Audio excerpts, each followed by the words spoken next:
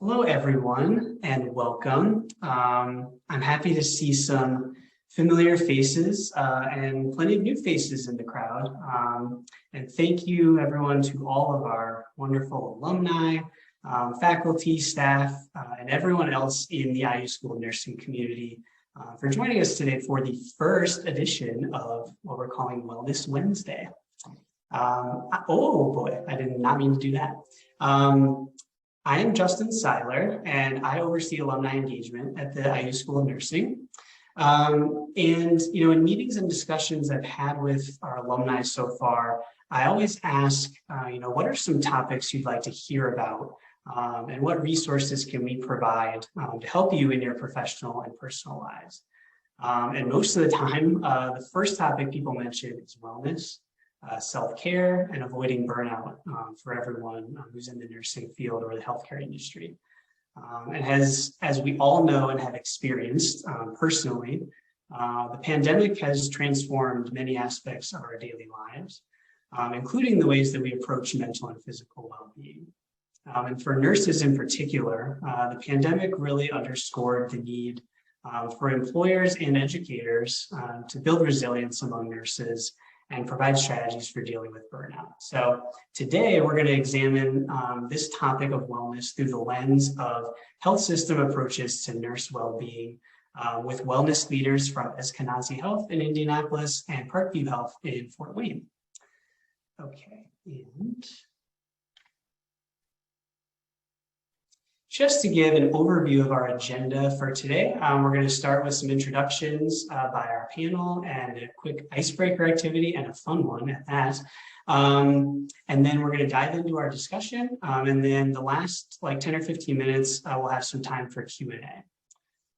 And if you have any questions for our speakers, please feel free to type them in the chat at any time during the event.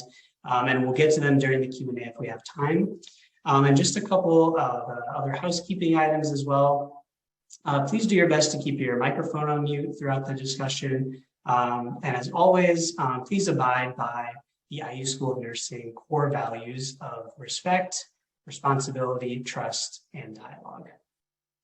And before I kick it over to our speakers to introduce themselves, I just wanted to take a moment for everyone to, sort of set the tone for themselves for this event, as the topic is wellness after all. So I encourage all of you to, disconnect from technology in whatever form that may be, don't disconnect from Zoom, please.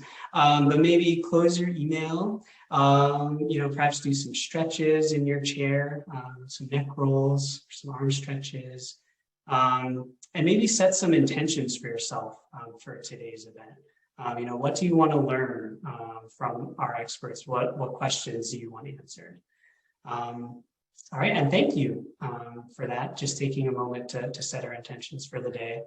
And without further ado, I will hand it over to IU School of Nursing's very own Dr. Jen Embree, who is our moderator for today's discussion, actually, to kick off our introductions. Oh, thank you, Justin. So I'm Jen Embree. I'm a clinical associate professor at IU School of Nursing, and I'm also the magnet coordinator at Eskenazi Health in Indianapolis, which is the Indianapolis Safety Net Hospital. I lead the Master's Leadership in Health Systems track at IU School of Nursing and teach in that and the DNP Executive Leader and Population Health track. I enjoy working in healthcare and education to keep myself in check and to keep my educational content in the reality of healthcare. I got interested in the wellness space a few years ago when engaging with learning Reiki at the Cordis Retreat Center in Ferdinand, Indiana, and I'm a Reiki master, and also Quantum Touch at the Tibetan Monastery in Bloomington. I'm working with expert panels of the American Academy of Nursing on a policy paper that'll be published in the future in the Academy's Nursing Outlook Journal around nursing wellness. So excited for our speakers today and excited to listen to the advice that they have. I'm the biggest cheerleader for Eskenazi Wellness and the activities they have there. I'm really excited to accentuate that with our next speaker, who's Kristen Rubel from Fort Wayne, and she's the manager of well-being, and she's going to introduce herself next. Thank you. Thanks, Jen. My name is Kristen Rubel, and I am the manager of well-being at Parkview Health, located in Fort Wayne, Indiana. I love working in healthcare, primarily to do behind-the-scenes work from a well-being perspective to help all clinicians who are at the front lines to help our patients. I got into well-being through my bachelor's program way back when, about 20 years ago or so, and then have a master's in public health as well. And since then have kind of transitioned into more of lifestyle medicine and have really seen that lifestyle is the root of all chronic disease. And if we could treat the root cause of things, we're more likely to live at the better version of ourselves. So thank you. Thanks, Kristen. My name is Jeff Noyd. I'm at Eskenazi Health, manager of lifestyle health and wellness, and I have a pretty fantastic role here. One of the cool things I get to do is I always look at it as I've got two different worlds I'm in. I'm in this world of wellness. We're focusing on employee well-being overall to the health system. And then the other side is I also have this little bit of outpatient where I work with our health coaches and very closely with our registered dietitians. So I kind of have this beauty of working with patients at the same time too, really trying to enhance the well-being of our employees. So it's really enjoyable to work within healthcare. I find one of the coolest benefits is I've met so many intelligent individuals, so many individuals that have incredible concepts and continuing to work with them. And then also too, trying to find ways to utilize their skill sets to help others, I think has been just a great place that I like to be at. So it's wonderful working within healthcare, and specifically with this wellness space. I've always been involved with it. For a while, I tried like political science in college as a degree, thinking it'd be cool to travel the world and get paid for it. But I just kept coming back to wellness. It was something that just felt natural and comfortable, and it felt that an area I could contribute to. So definitely glad I'm in the wellness space. Thank you. Hi, I'm Megan Hyder. I'm the Mind Body Program Supervisor at Eskenazi Health.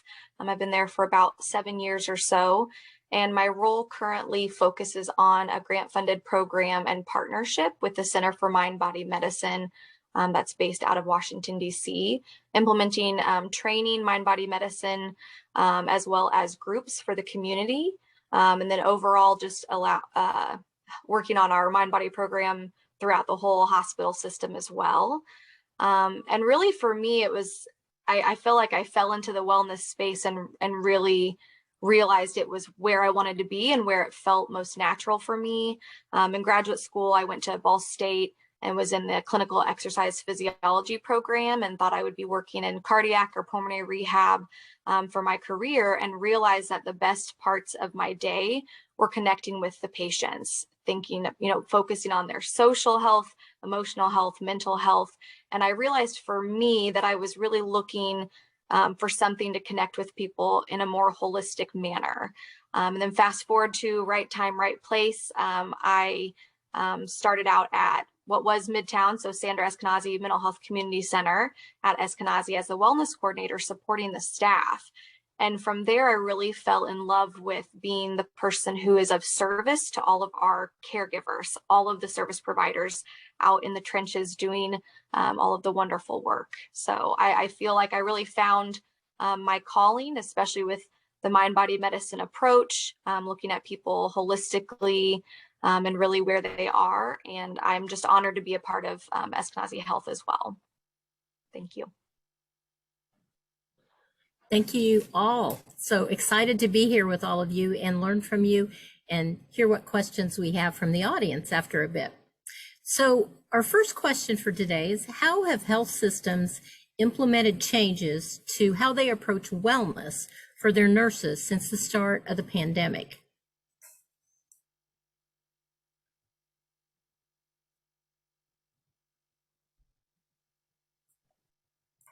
I'd be happy to go first, if you don't mind. Yeah, you know, at Eskenazi Health, you know, I think we were fortunate enough that we had a lot of good opportunities already that existed, and we continue to figure out ways and strategies to be able to continue to leverage that. So we had a lot of very much in-person, on-site type of opportunities, education, classes, fitness center, group exercise, even just things like that to help build resiliency. And then we got into this world where it was completely virtual. And then we had to kind of shift and change and say, okay, how can we do this? And actually, I think it's become more beneficial and something we'll continue in the future to stay virtual, because where we were really like only accessible for maybe a certain population or a specific time that didn't work with the majority of our population, we can now be virtual. Then we can kind of open up.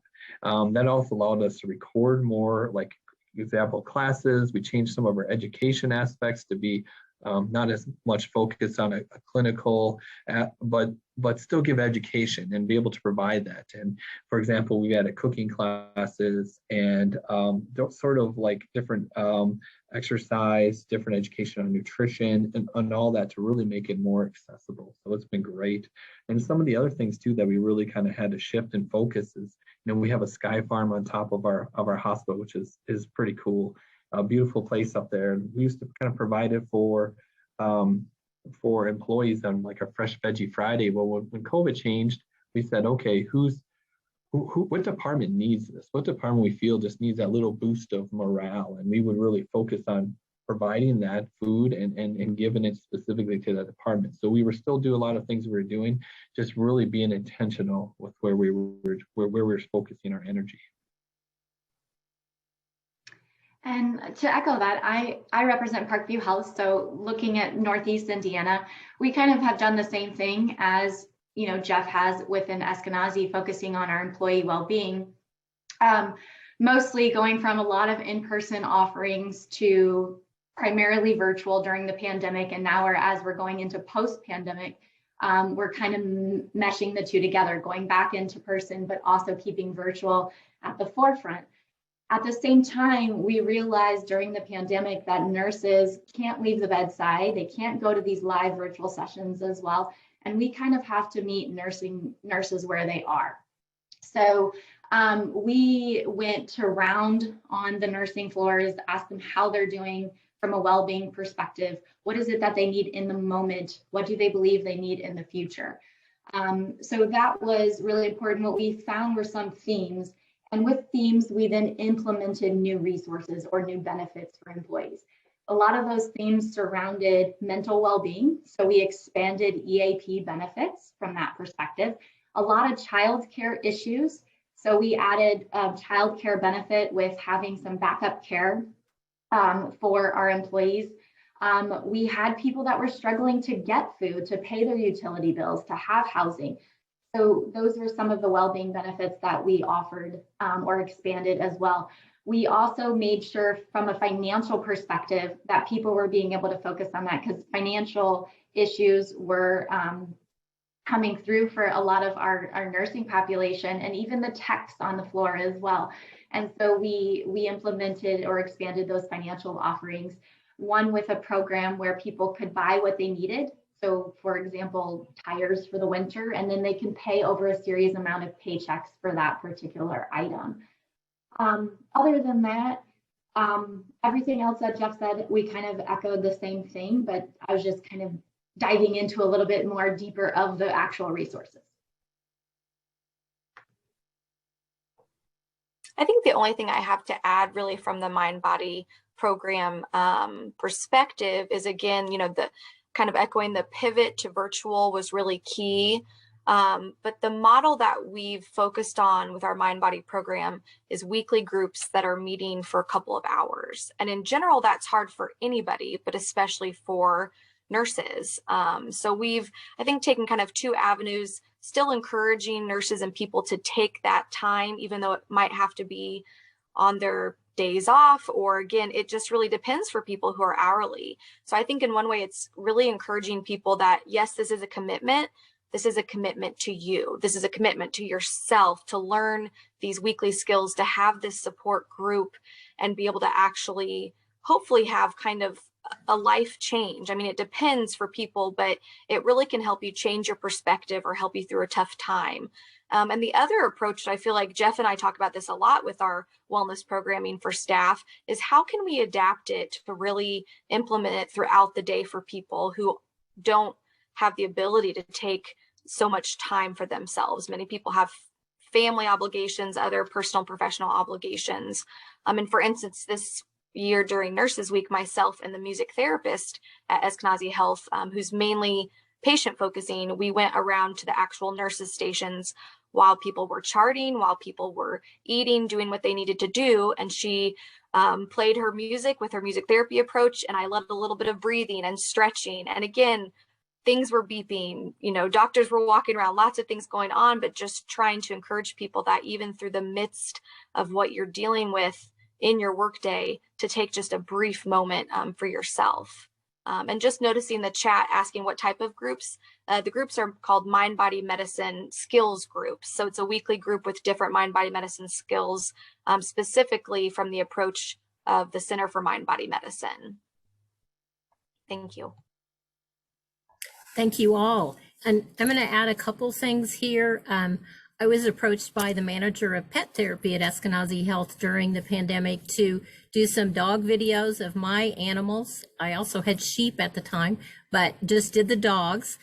So those were some things that where we could not do pet therapy in person, that were opportunities to video, to do pictures, and to have things that were online and available on our eHub, which is our intranet at the hospital. I think, and the other thing is I'm a 3-timer for the Mind Body Medicine, and I also connected with our State Nurses Association. So Eskenazi Health actually also partnered with them on doing the Mind Body Medicine. So I think there are so many opportunities that, sometimes it's just like the group of you all. Who else needs to be involved and can be involved, and how can they partner with that? So what I heard the speaker say was really escalated and increased opportunities, a lot of virtual work, and really tried to meet people where they were. So awesome. Thank you, panelists. And I'm going to go on to the next question here, and we will get to the audience questions as well. One question that did come to mind was that it is the activities at Eskenazi are available for the staff that work there, if they, and primarily without pay because they're employees there, it's a benefit. So what are health systems doing to provide a comprehensive approach to wellness for nurses and also encourage resilience and retention? I don't know who wants to start with that one.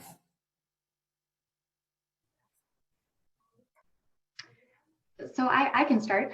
So at Parkview Health, to provide a comprehensive wellness approach, we have to focus on not just physical health from what normally we would talk about nutrition and exercise and sleep. And all those, we can't get away from the fact that that is very important, but we also have to combine the rest of well-being to include like a mental, spiritual, community approach.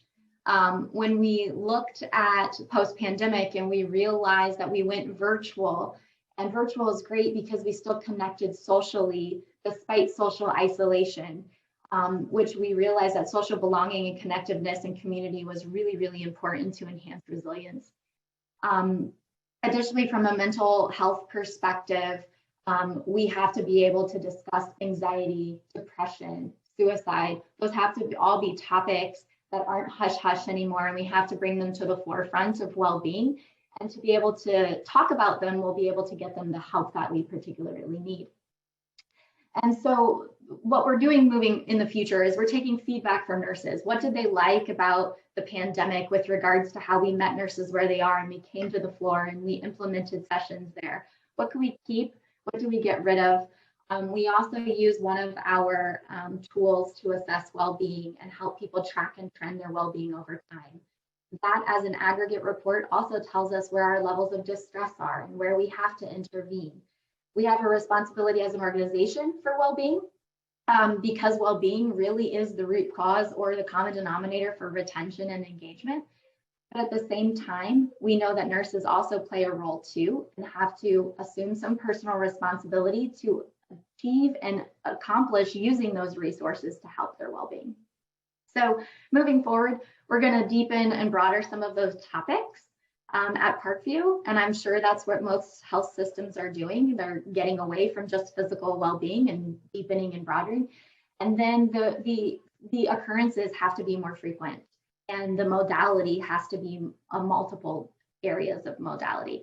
And then lastly, the last thing I'll say is I think what the pandemic have done moving forward is that it really approached us to realize what our values truly are. So we have the ability now to align our values with our actions more so, and nursing will be able to use those values, and that's where boundaries are established, is with our values. And if you don't use your values to establish boundaries, now you know where your actual boundaries can actually be strengthened.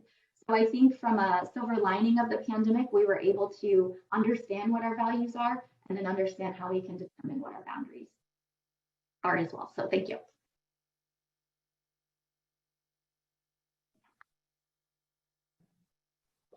Yeah, Kristen, you took all the words out of my mouth. That was awesome. I love what you said, like really meeting people where they are. I think it's more important than ever. And I think even on, when I hear that, like feel like on a physical side, meet them, but also too, just like on an individual, like very specific. And I think that's kind of the cool thing about where wellness is headed, that we can have a little specificity with what the need is of the individual, but it does come from building this beautiful portfolio. And so it's kind of like, I've been around a little while, but it's, 15, 20 years ago, it's like if you had a fitness center, you had a wellness program.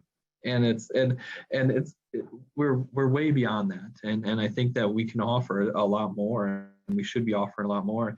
And some of the things that we're focused on at Eskenazi Health, and even as an organization wide, there was a big meeting that was held at the beginning of the year going, okay, what can we do? We need to figure out how we can attract and retain nurses, because there is such need across the board. And it's not just Eskenazi, it's the industry. And so a couple of things that have come out of that is looking at, again, what are those needs? What's going to really help? And some of the things that did come out of it was looking at, even the fact of like, can we provide more support for the nurses? So we have more techs that help them on the job, and really focusing just on the job and well-being there. And then also too, what can we do to help them with more clinical education? So we're starting to beef up and provide more clinical education, trying to figure out what that is to bring in experts to clinical team, trying to focus them and provide more financial resources for them for professional memberships, CEUs, just to continually support them as a professional and as an individual, that you don't have to then go home and think like, oh, now how am I going to fit this in? Or can I afford to do this really awesome conference that I think would really benefit, and have those discussions? We're definitely a little bit more forward with them. So it's kind of looking at that efficiency of practice to how can we build up that personal resilience with all these different programs that we have available, and really just that's kind of helping form this beautiful culture of wellness that we want to be at. So it's definitely a multifaceted approach, and I can just say like it's a team of wellness, it's a team of HR, it's a team of managers with nurses and directors and nurses that really want to say, yes, let's do this, let's focus on this, and it's not just like one person or one group that's really spearheading it. It's really a community effort here. I think the only thing I'll add, thinking about Eskenazi Health, and maybe something we haven't mentioned yet, is our spiritual care department. So again, thinking about that comprehensive, holistic approach, we have, I'm not even sure, but a team of chaplains that are available on every shift, even overnight, that of course are there for patient referrals and patient support, but also are there for staff as well. I think especially in the ED, they are often called to go and support after, I'm sure just a typical shift, but especially if there is a lot unfortunate, there's so much violence in our community and so much going on, that I think it's really unique that the chaplain team is really there to support the staff as well. And I just think that's something that's, again, another unique item to Eskenazi Health. Thank you all. That's a great examples of comprehensive care for everyone. One other thing I'm going to mention at Eskenazi Health that Jeff and Megan may not be aware of is that we're involved with the statewide Indiana Center for Nursing HRSA grant for nursing resilience study. And so that kicked off this year. So we're about midway through recruitment with that. So excited about that and what else that's going to tell us about what we need to do today. So to help all of us to be a little bit stronger and continue to move forward as we try to get through the continuing surges of the pandemic. So the next question is, as we look toward life after the pandemic, even though we know we're surging again, how do you think wellness resources and programs for nurses will continue to evolve?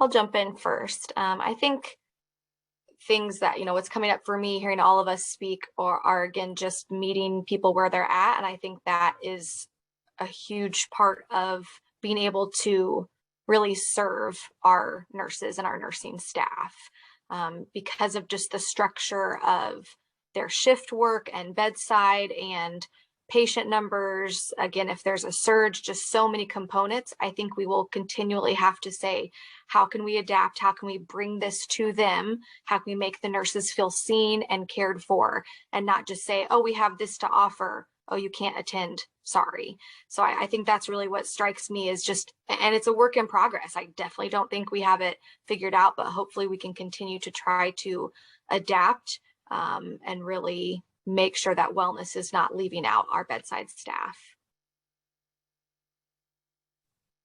Yeah, and I would just echo that and not take up too much time with that. I agree fully with Megan says. And as healthcare systems are developing comprehensive wellness programs, that is ultimately focused on the primary provider, which is nursing in most hospital systems. I think a couple other things that we're also focused on at Eskenazi, we're looking at specifically,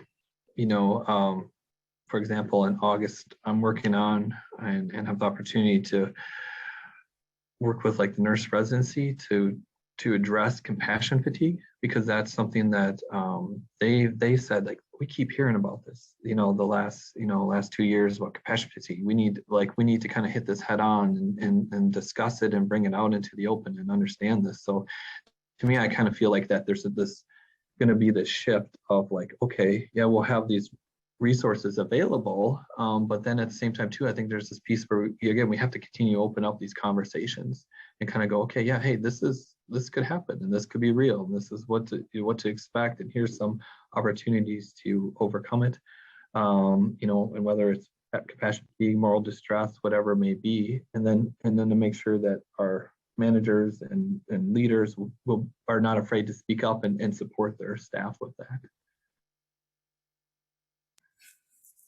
Thank you all.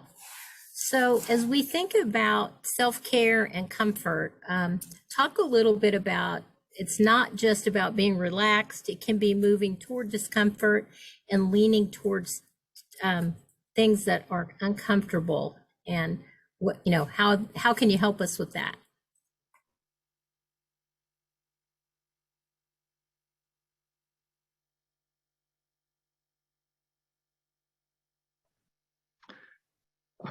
I'll speak first if you don't mind. I think back to going through my, Center Mind Body Medicine and having those opportunities where when you're within a group and you have these discussions and you have this trust that's built, you can then be authentic with what you're dealing with, and authentic so that you can have a solution. And sometimes, it's not even work related. It could be relationships related. It could be, even as Kristen mentioned before, maybe it's a housing issue. Maybe it's things that individuals aren't going around talking about, and maybe feel some shame. But we have to be able to kind of again break down those barriers and have these discussions because we built this area of trust And then again, then what's that next step? Good, we could talk about it. We can, okay, good, it comes out, but then what do we have for a resource? So, and I think that's, again, some of the cool things that with being at Eskenazi, for example, is, we work closely with like the health department. So if there's some things that we don't have as resources, we can always go to health department, try to find and navigate that. So there's a lot of cool things that we're always looking to try to do.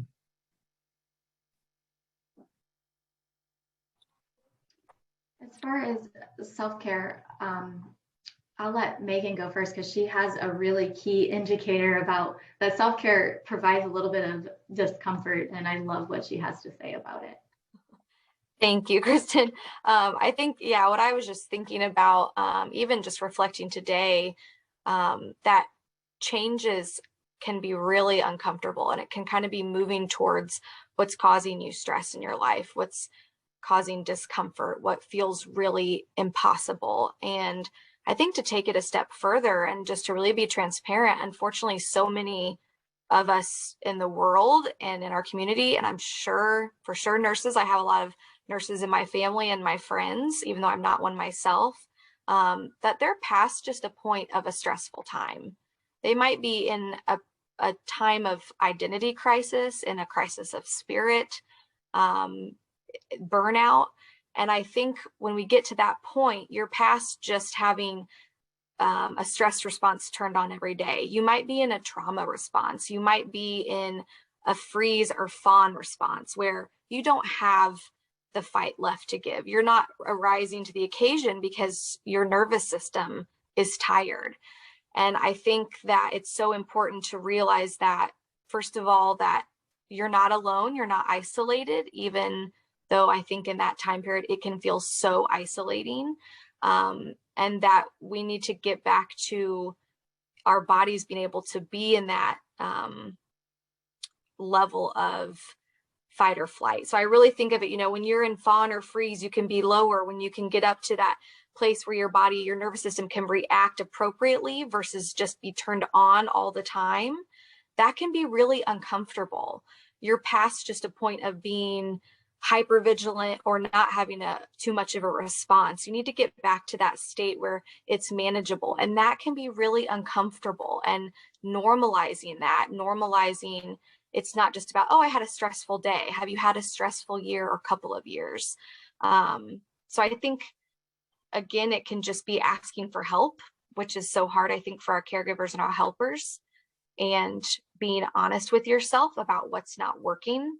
And leaning in towards that behavior change that can be really uncomfortable. So hopefully we can have that appropriate stress response and get to a place of having social connection and focus on our relationships and feeling, more a wider range of emotions versus maybe getting stuck in emotions that we typically think of as negative, maybe anger, frustration, sadness. So I hope that was helpful, but that's really what I think about when I think about discomfort. It's not all just deep breathing and walks in nature and then it brings you back into balance. It can be really hard work that takes help from others and takes really looking at the situation honestly and without judgment. Yeah, Megan, and I think what you say is you just kind of hit the nail right on the head there. And so I just love the way that you give that information out. So I wanted you to start that off. But I think to echo what you're saying, right? Self-care, we have to put the self back in self-care and really think about what it is that's creating us stress. And when we think about what's creating us stress, we have to be in tune to how we're physiologically feeling, so that we can choose the right stress relieving modality.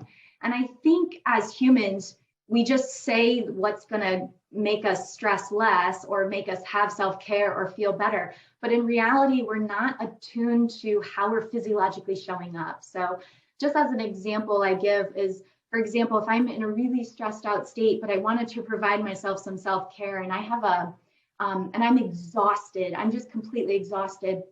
A lot of times in our head, or the research tells us that exercise makes us feel better and go exercise.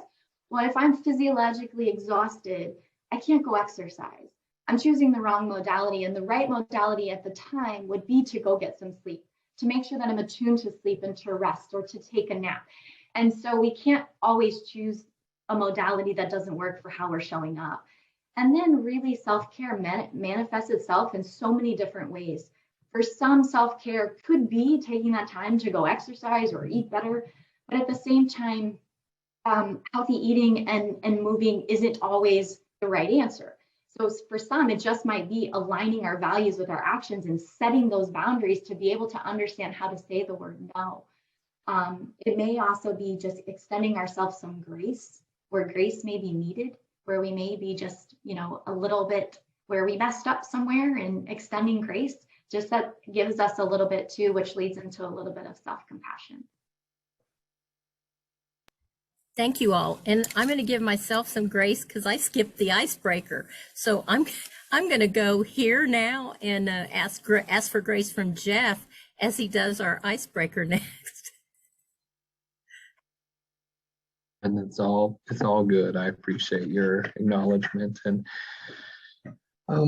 so I just want to take a quick moment here, and this is good, kind of in the middle of this good conversation here, and I see a lot of activity in the chat. I'm interested, hopefully we have time to address some of those, but want to take just 2 minutes here, maybe a little bit less, to kind of think about how we can refocus and reconcentrate, or refocus and concentrate. There's a lot of ideas and thoughts going on, a lot of things that are happening. So I want to give a quick little exercise that you can do that's kind of simple, but yet it refocuses you a little bit. So I'm going to go, and you can follow along with me. You can go faster, you go slower if you want to think about it. But what I want everybody to do actively is I want everybody to count to 99 by threes.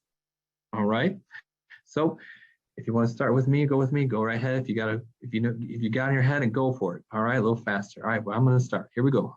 3, 6, 9, 12, 15, 18, 21, 24, 27, 30, 33, 36, 39, 42, 45, 48, 51, 54, 57, 60, 63, 66, 69, 72, 75, 78, 81, 84, 87, 90, 93, 96, 99.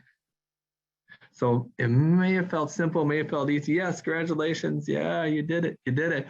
And you see where like little parts where you stumble, you need to refocus. And hopefully that kind of just lets everything else fall to the wayside. If you just focus on those next three numbers. And we'll see how the second half goes here. Thank you. Thanks for giving me some grace here too. As we look at where we are, knowing it's okay to start over and giving ourselves permission to fail always. And I have trouble with counting because I have the dyslexia. So I'm always I was trying to keep up, but it doesn't mean I'm not going to do it. I'm going to continue to try. So I love that. And I think it's the same thing as we're doing any kind of wellness activity. I find that with meditation, you get off track and, oh, there's a squirrel in there, I'm gone. So as we think about wellness or well-being, how do you define that? And what are the different elements of wellness to consider in a holistic approach to wellness?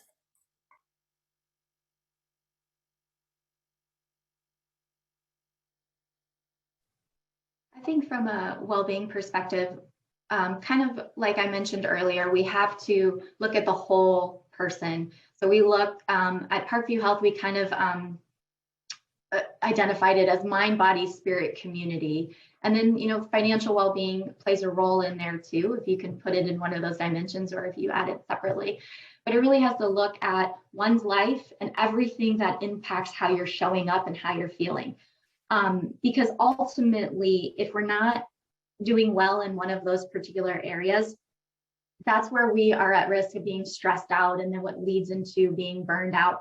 And really the way that I contemplate burnout is when I'm not doing well in one of those particular areas of well-being, it's that I don't have enough energy to access what is needed in order to do my job.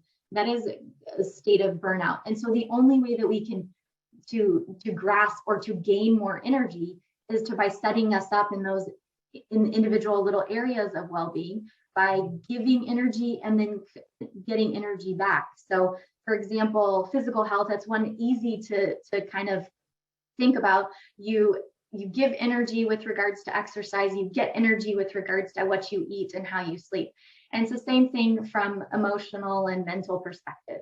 If I'm constantly giving out negative energy, I'm not going to get anything back.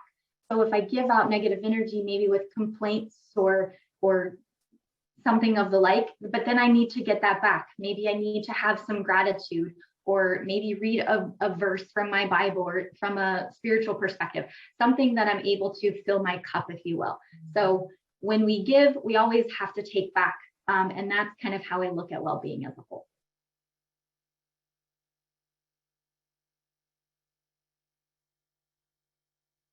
She pretty much covered that, so we can move on a little bit.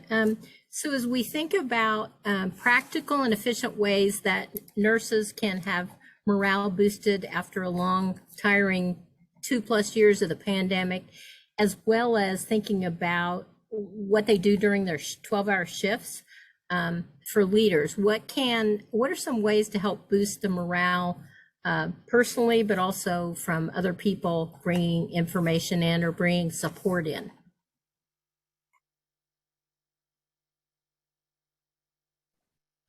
Yeah, I can. I'll start if you don't mind. So I think one of I think you have a multifaceted question here, and I'm see if I can make sure I hit a little bit on each one. But I think one of the things I always think about with like management is like I always like think about like the three C's. I don't know, it's just my thing, but it's like, you know, going to communicate. So make sure you're constantly communicating with your staff of maybe what the work is, and also too checking in and how well they're doing.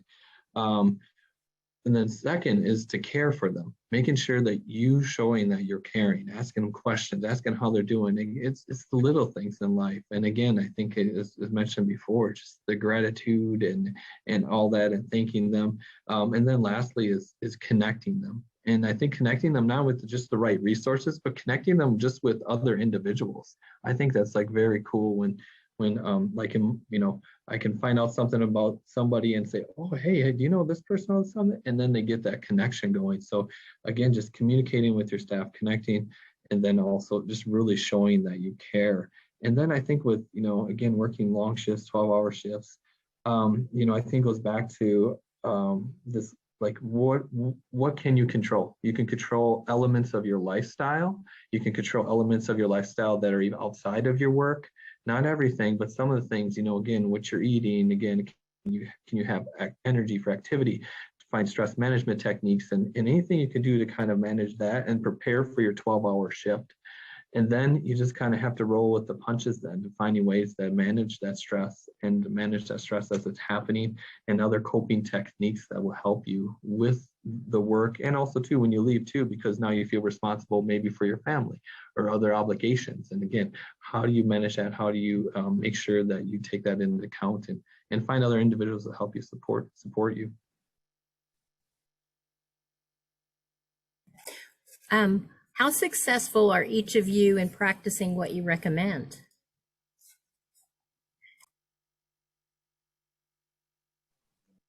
I'll jump in first. I would just say that each day is a new day and each hour is a new hour. I try to be really intentional, and again, thinking about, I think Kristen brought this up, really having grace. I'm sorry, my dog's getting up in the background. But I think that it's, first of all, looking at what does success mean, and when you feel like you're failing, who is setting that expectation? And it's us. And so rethinking, what would success look like? Who's to say that you're failing at something besides us? So again, extending that grace. And I think that because I think about wellness and my health and all facets of it every day, I'm gonna say I'm really successful, and I'm really trying, and every day is different and presents a different opportunity to take care of myself. And the first thought probably isn't that I'm successful, but then when I can really think through it and acknowledge that I'm trying and that there's effort and I know how important it is, I can, I think, be a little bit more compassionate to myself And I like to just wake up each day and think, what are my non-negotiables to myself? What will I not give up today? And maybe some days it's drinking water, making sure I'm eating, taking a few deep breaths when I can. So that's really what comes up for me.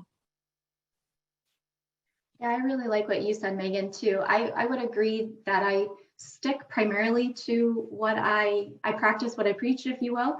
But I don't believe in wagons, you know, when they say fall off the wagon. So there are no wagons to fall off.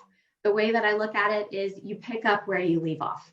So I also believe in patterns of behavior versus outliers. So for example, if my pattern of behavior is to sleep enough, get enough water, eat well, move enough, and my outliers are that I had a glass of wine or I ate that piece of chocolate cake, it's not a pattern of behavior. So it's not going to make or break me as far as health is concerned and my well-being. And at the same time, I extend myself grace for those outliers and picking up where I left off. So if I eat the chocolate cake, I pick up where I left off and I make sure that my next meal is a good meal. At the same time, that bridges me with being able to be healthy and giving myself self-compassion at the same time. And I kind of merge the two together. And I would agree with Megan. I think I do for the most, but we're not 100% primarily perfect. Thank you all for that. One of the audience questions was about support programs that included an interprofessional approach with clinicians and frontline team members. And I'm going to start that with Megan, if that's okay. Can you talk a little bit about that? Because the mind-body medicine is there, I know. Sure, thank you. So yeah, I think just thinking about the mind-body approach, the group environment, it's about bringing anybody together, like humans with other humans. And it can be really supportive to obviously have a group of professionals who are maybe from the same organization or the same background, but it can be so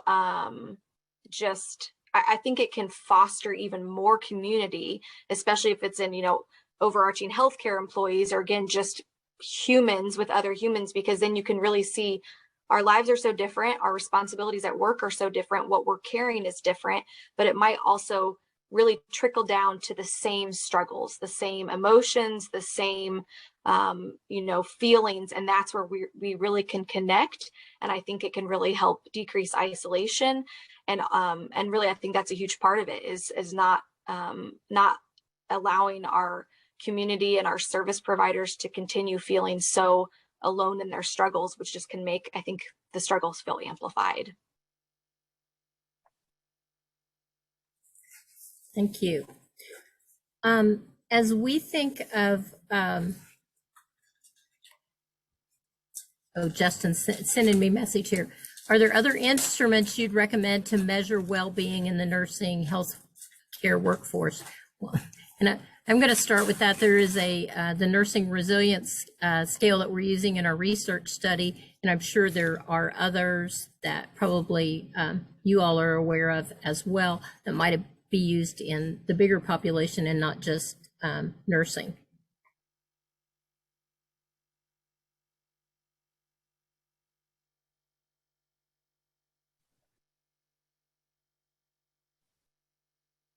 We're going to play tag here.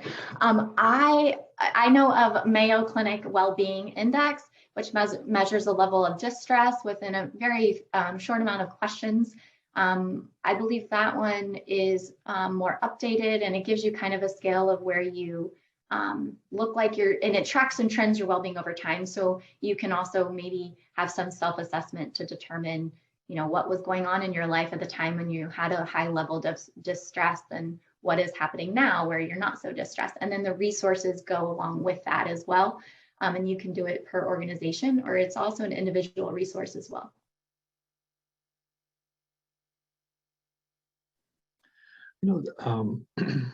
We're affiliated Total Worker Health, and Total Worker Health has this well-being. It's questionnaire they just came out with, and just a few months ago, and it much longer. But what I like about it is it's also focuses, as part of with Total Worker Health is part of NIOSH, and really focuses also components of safety, components of health, And so when we talk, and again, we think about this holistic approach to wellness, I like it because then we start to look at like, are there things that maybe aren't good for the environment there?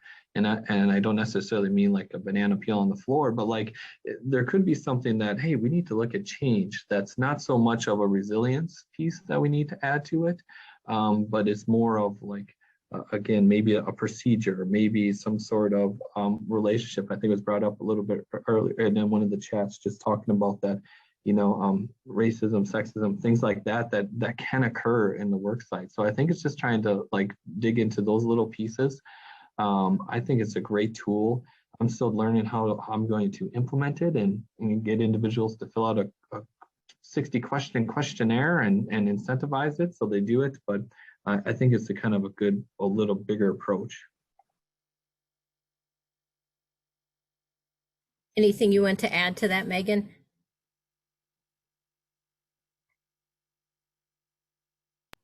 I don't think so.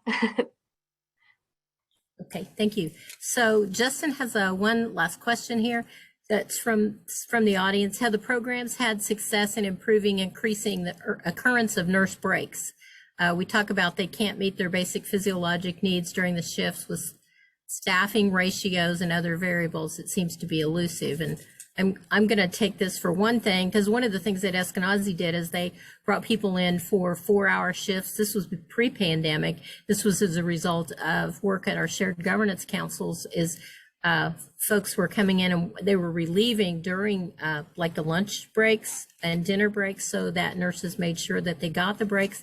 Another problem we know we have with nurses is that even though there people to relieve them, a lot of times nurses won't take breaks. And so that's a piece of that self-care piece. So I don't know if you all can speak to that, besides having, to force nurses to take breaks as well.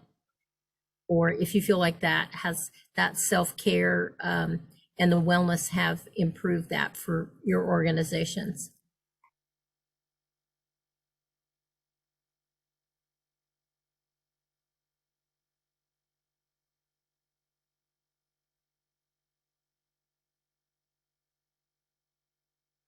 I would just say that I think one of the biggest things is also continuing to have managers support those needs. And because I've seen departments where the manager is just wonderful with their staff, and I've seen it firsthand, and they make sure, again, they're taking care of their staff and really, I'm gonna say enforcing those breaks, but enforcing that, hey, yeah, go, you're human. These are certain things you need to do. So go use the restroom or whatever it may be. So I think it's just really going to come to, again, that how that leadership looks and what is supported. Thank you. I think we're going to end here, and we're going to hand off to Justin to kind of wrap us up. Thank you. Thank you all so much. Thank you to you, Dr. Embree, and our amazing panel of experts, Jeff, Megan, Kristen. Thank you not only for being here today and doing this important discussion, but also thank you so much for all the work that you all do to improve the well-being of our nurses and our healthcare workers. It's a really important field, a really important job to be done. So thank you to all that you do. I just wanted to touch on a couple things before we go, and just bear with me for a moment. I'm going to remove all of these spotlights. Okay. All right, I'm going to share my screen for just another minute. Okay.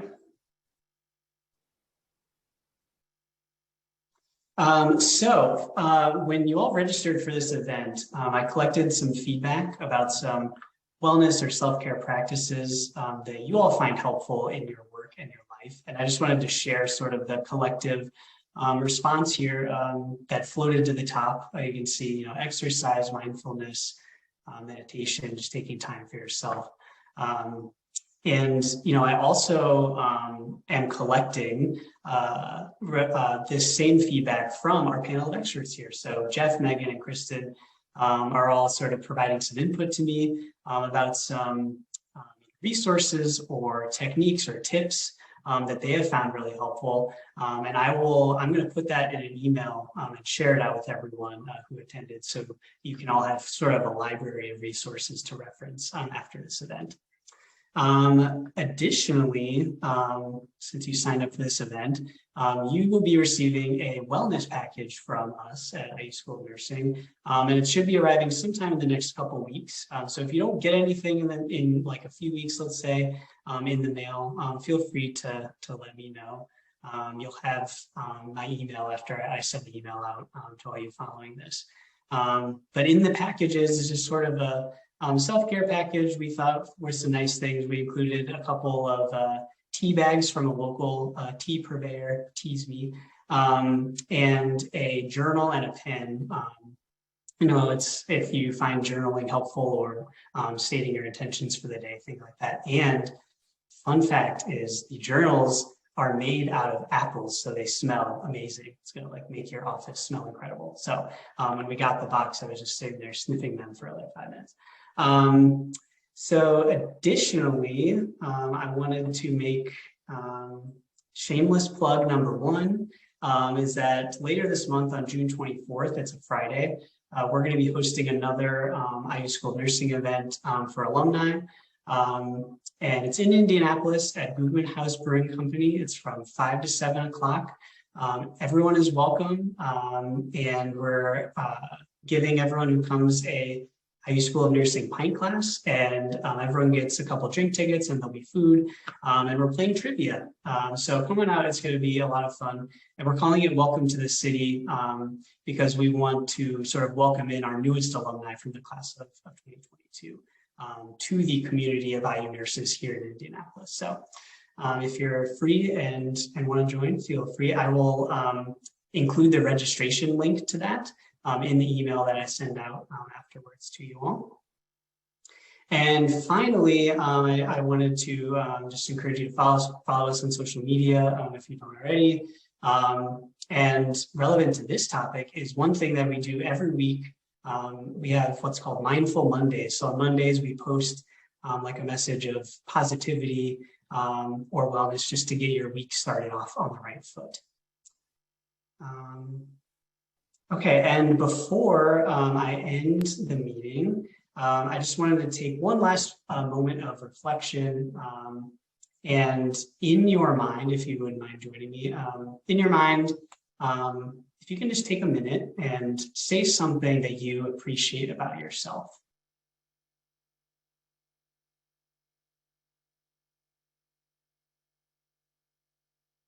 All right, thank you. And I would encourage you to do that every day because I think that's a really cool exercise to keep that top of mind and that self-care aspect top of mind. So thank you again. Though this was our first Wellness Wednesday, it won't be our last. We're planning on doing this a couple times a year. So if you have any ideas for topics or discussions you'd like to hear us cover, definitely feel free to let me know because we'll be doing more of these in the future. And again, that's the end. So thank you again to all of our panelists, and thank you everyone for joining. I hope you all have a great rest of your day, a great rest of your week, and be well. Thank you.